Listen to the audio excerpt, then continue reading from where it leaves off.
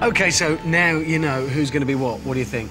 Brilliant. Aye. You're all happy? Yeah. I think it'll work well, Yeah. Right, we've done a lot of preparation, a lot of talking. It's time now to see how you perform in action, because it's time for your skirmish. This is a smaller fight before the main battle itself. Now, it may get gruesome. Actually, it probably will get gruesome. But it's very, very useful. It's a chance for you to test your battle skills, to test your chain of command. So use it wisely, learn from it. A mounted scouting party of yours has got itself caught well away from the main invasion force, and it's been caught by a contingent of the English army on its way to join Harold. You have got to rejoin the rest of the bastard's army, but along the way you have an opportunity to probe the English and see how they will fight. Clear? Yep. Experts, thank you very much indeed. And that's the last you'll see of them. The next time you see Mike and Eric, it will all be over. The whole battle, whatever the outcome. So, what are you going to do?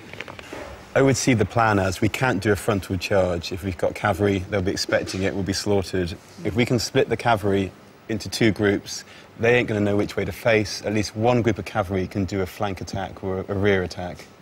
I think that should be a plan. You all happy? Doesn't matter if you're happy or not, because that's it. Your time is up. It's been a lot of talking so far, but it's time now. Hold on to your hats, ladies and gentlemen. Let's get stuck in. Let's see it get going. Okay. Rachel, Fran, I need to know what troop types you've got and what you control. Kip, if you want to take an overall view, use a big screen to look at the enemy. I want to know what their formation is and their location. Now, as we peer over the hill crest, we can see that the enemy's skirmish forces are all strung out in little groups. You've got the feared men there, the country, infantry, and then they've got the professional soldiers of the King's Court, the Huscarls. Now, the team's Norman skirmish force has got infantry, some armed with bows, as well as cavalry. And the Bayeux Tapestry, which illustrates this battle, shows that William's army was very well equipped. They had throwing spears and thrusting spears and swords, and those big wood and leather kite-shaped shields. So you've both got mounted cavalry, Yeah. Rachel on the left and on the right. On the right arm. I get the impression you're the boss, Jen. It's a bit like being at work, I guess. OK, fine, fair enough. Kip's enjoying watching the screen. He hasn't actually told anybody anything yet. No, but it looks like they're shaking out such that Andrew is going to give the orders. Rachel and Frank, we line up the swordsmen in front of the archers, a long, thin line of archers behind the swordsmen. We've got to protect them from the charge. The enemy are much more spread Cavalry out. at either flank. If they were to act quickly now, they could use their cavalry to advantage and isolate them. That's right. The Norman army were really very well armoured. They wore a sort of knee-length mail shirt called a hauberk. And mail is an intricately interlinked web of iron rings, each closed with a rivet. It was immaculately tailored to fit, a very painstaking process. These things were expensive, and they were worn over a padded coat called an acqueton. Now, the English Huscarls also wore mail shirts, only they called them byrnies. But their feared men were probably less well armed because these things were so expensive. But by this stage, they probably had a few mail coats amongst themselves, because they would have looted them, stripped them from the bodies of the Norse at Stamford Bridge. Is the enemy in the distance? So you've both got mounted cavalry, yeah? Rachel on the left and on the right. Yeah, on the right, on left. And archers, OK. I want a row of archers lined up in the front, facing towards the enemy. I want cavalry on either side of the archers. All the while they're waiting and chatting, this lot are coming closer and closer together. They're losing an initiative they had. Are you glad you're not a general now? Yeah. So have you sorted out what you've got?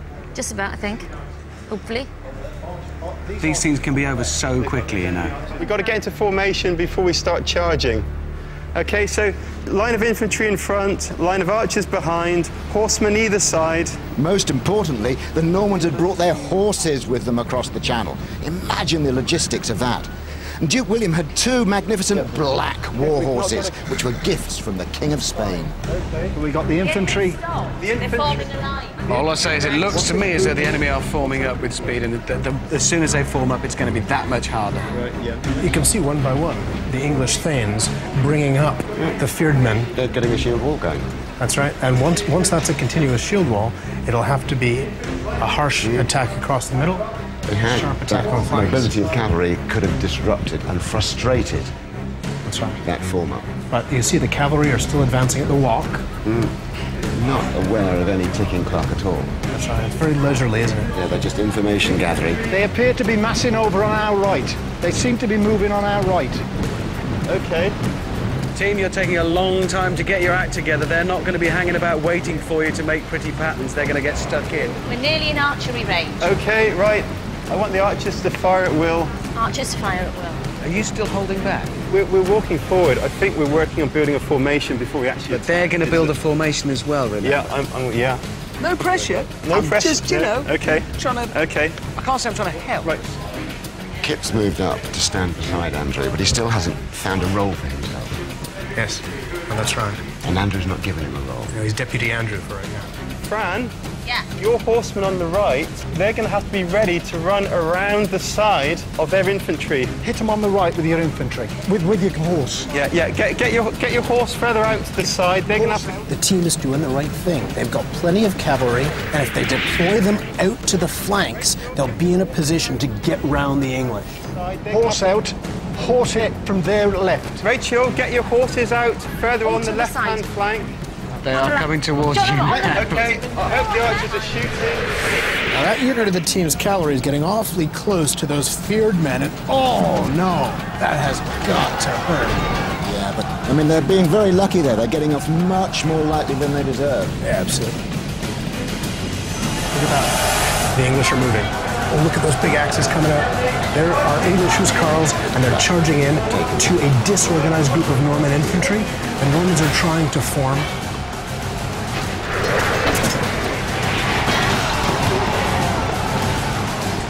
There's half the Norman horse there. The left flanking unit of Norman horse is just charging around the countryside trying to avoid getting pinned down. Right, bring our cavalry back from the left. Bring that cavalry back. Back from the left, hit them from the back. Charging towards us. Yeah, bring them back, Rach. Turn them around, hit them again, right through them. OK, no, pull back. Rachel, take them back again. Attack him again. Which one the rest of the cavalry left? Oh, well, the cavalry on the right, I want them coming in. Hit their archers. Their archers are whacking us. Get our cavalry to hit their archers, which is just back in. The Normans are giving a good account for themselves. There are a lot of dead English on the field. And we can see the force of the Norman archery coming in here. They're at close quarters. They're sniping in. The English are just going to steam in here. There's going to be an enormous fight.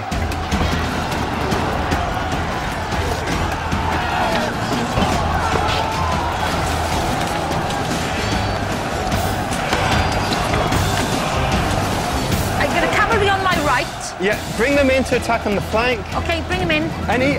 Their archers, which is just Those cavalry are doing very well for you. They really are. The cavalry are a good idea. Yes, that's it. Good job. Keep hitting them with the cavalry. Bring them in. Bring them in. Attack.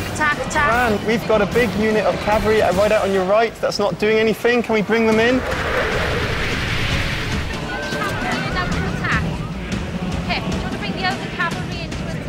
You're hitting each other. Don't smash. You're having a crash with your cavalry. Can we stop the cavalry where they are? Now, those cavalry are going to be whittled down by the English archers if they just stand there like that. Yeah, they've got to be used to strike again, to support their foot soldiers. That's the cohesive idea of combined forces. I predict they're going to lose this skirmish. To be fair, from the team's point of view, it doesn't really matter if they lose the skirmish. What matters is what they learn from it. Guys, I hate to say this, it is over. I'm afraid it all came a bit unraveled. The English won on that occasion. But it was close. They took more casualties than they needed, I think. That's right. There are a lot of dead horses. The Normans have got to go all the way back to France for remounts, and that is a problem for them. Well, what do you think you learnt from it? Plan more quickly. Yeah. Use the heavy stuff. Hit them hard. You lost a lot of men. There's a lot of shouting. Yeah. I like that. We do like shouting.